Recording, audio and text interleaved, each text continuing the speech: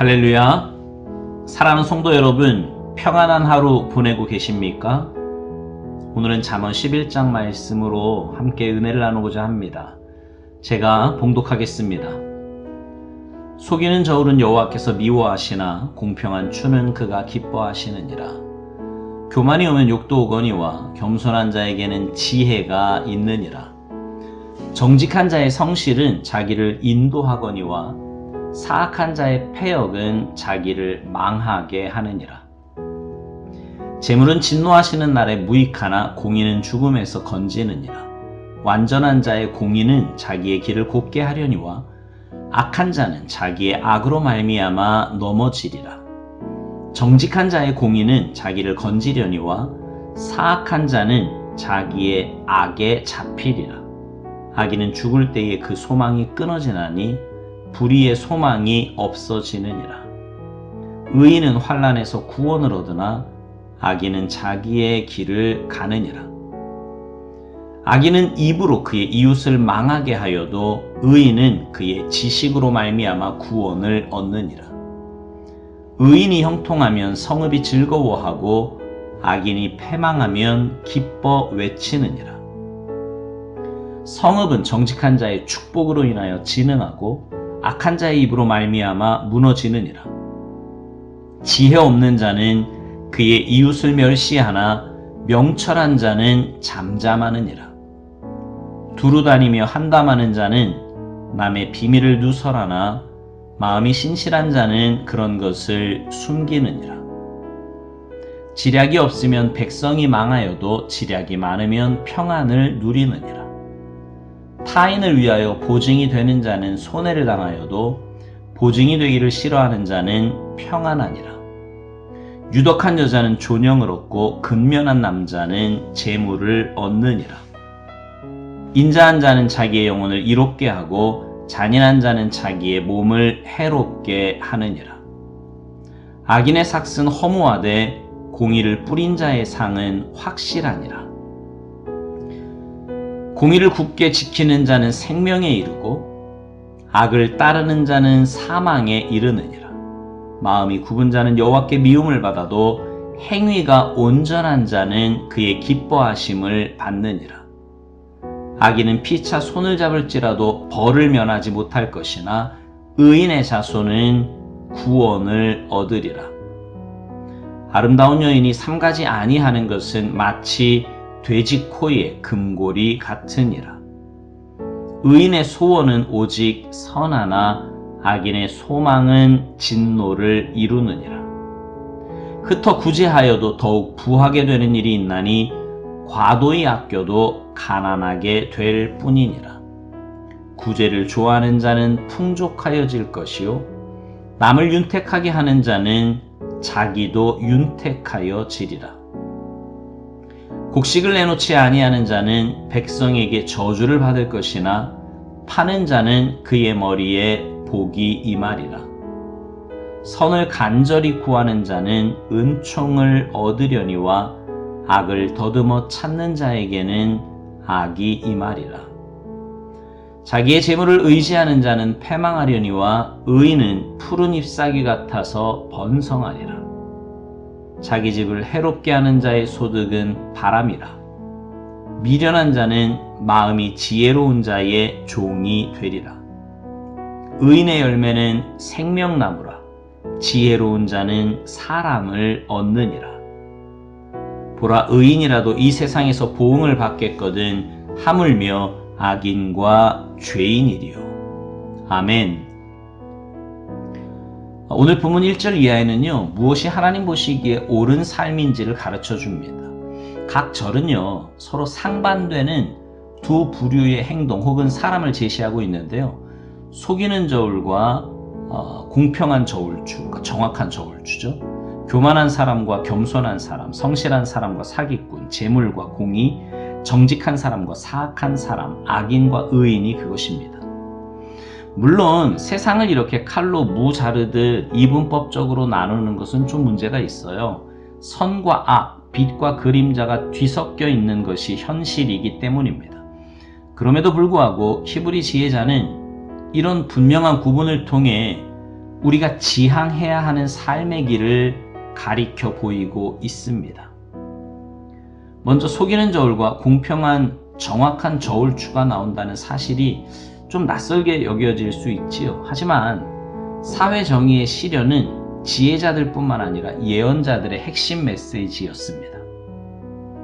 여기서 속이는 저울은 주님께서 미워하신다고 번역되어 있지만 사실 이 대목은요, 혐오하신다는 좀 강한 의미를 내포하고 있습니다.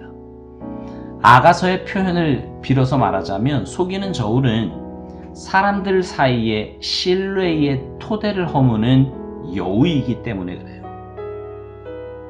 히브리 지혜자는 자기 이익을 극대화하기 위하여 사람들을 속이는 이들은 당분간은 이익을 얻어 기뻐할지 모르지만 결국에는 하나님의 혐오를 사서 망하게 된다고 가르칩니다.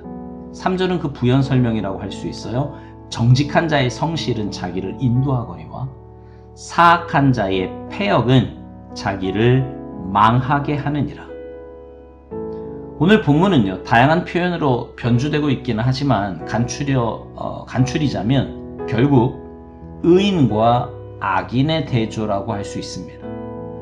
악인은 도덕적으로 혹은 법적으로 문제가 있는 존재를 뜻하는 말이지만 좀 더 근원적으로 살펴보면 그들은 자기 속에 갇힌 사람들이라고 할 수 있습니다.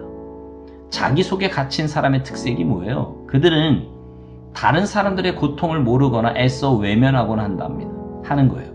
그러니까 자아의 감옥에 갇힌 이들은 누군가의 이웃이 되어준다는 것이 뭔지를 알지 못해요. 오직 자기 이익의 확보에만 집중하기 때문입니다.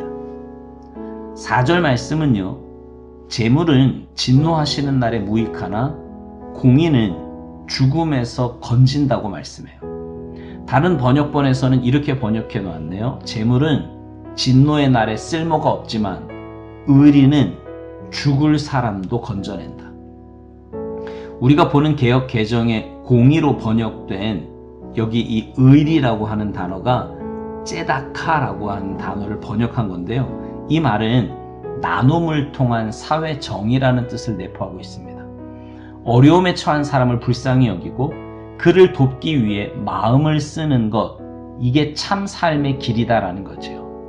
하지만 자기 속에 갇힌 채 살아가는 사람들은 결국 자기 악 때문에 쓰러지고 순리를 거스르며 사는 사람들은 제 욕심에 걸려 넘어지게 마련입니다. 악인은 자기가 한사코 피하려고 하는 재난 속으로 빠져들어가는 거예요. 9절에 나오는 악인은 무도한 사람, 하나님을 저버린 사람입니다. 하나님을 저버렸다는 말은 자기 위에 더 큰 질서가 있다는 사실을 인정하지 않는 거지요. 그러니 그는 죄를 짓는 일을 꺼리지 않습니다. 아니, 내가 제일 위인데 뭐 꺼릴 게 뭐가 있어요. 하늘을 잃어버릴 때 사람은 육체가 되고 맙니다. 하늘을 잃어버린 사람들은 하나님의 마음을 그래서 아프게 해드릴 수밖에 없는 거예요. 하나님을 저버린 사람들은 다른 이들을 목적이 아닌 수단으로 대합니다. 자기 이익 확보를 위해 다른 이를 속이는 일을 꺼리지 않습니다. 하지만 그들은 멸망의 날을 위해 예비된 재물일 뿐입니다. 그에 비해 의인은 어떤 사람입니까? 그는 자기가 빚지고 있음을 자각하는 사람이에요. 오늘 내가 누리고 있는 모든 것이 하나님의 선물인 동시에 누군가의 사랑의 수고 덕분임을 자각할 때 삶은 돌연 환한 빛에 둘러싸이게 마련입니다. 오늘 아침 잠에서 깨어난 시간부터 지금에 이르도록 의식하든 못하든 우리는 많은 이들의 도움을 받고 있습니다. 그 대가를 지불했기에 당연히 누릴 수 있는 권리가 아니냐고 생각하는 이들도 물론 있을 수 있어요. 그러나 그런 마음에는 감사가 없습니다. 감사할 줄 모르는 사람의 마음에는 빛이 없지요. 그렇기에 그의 곁에는 냉기와 음습한 기운만 감돕니다. 하지만 의인은 언제나 사랑의 빚을 갚으려는 마음으로 살기에 주위에 평화의 분위기를 만들어냅니다. 그렇게 살아가는 이들이 잘 되고요, 복을 누리고 그것을 공동체가 함께 기뻐하고 축하할 수 있는 사회가 건강한 사회인 거지요. 오늘 보면 10절 11절 의인이 형통하면 성읍이 즐거워하고 악인이 패망하면 기뻐 외치느니라. 성읍은 정직한 자의 축복으로 인하여 진흥하고 악한 자의 입으로 말미암아 무너지느니라. 사랑하는 성도 여러분, 인자를 사랑하고 공의를 실천하고 겸손히 하나님과 동행하는 이들이 많아질 때 교회는 든든히 설 겁니다. 평화와 생명 세상을 일구기 위해 땀을 흘리지 않으면서 하나님 나라를 소망한다는 것은 신기루를 쫓는 것과 다를 바 없어요. 여러분, 주님이 우리보다 앞서 그 길을 닦고 계십니다.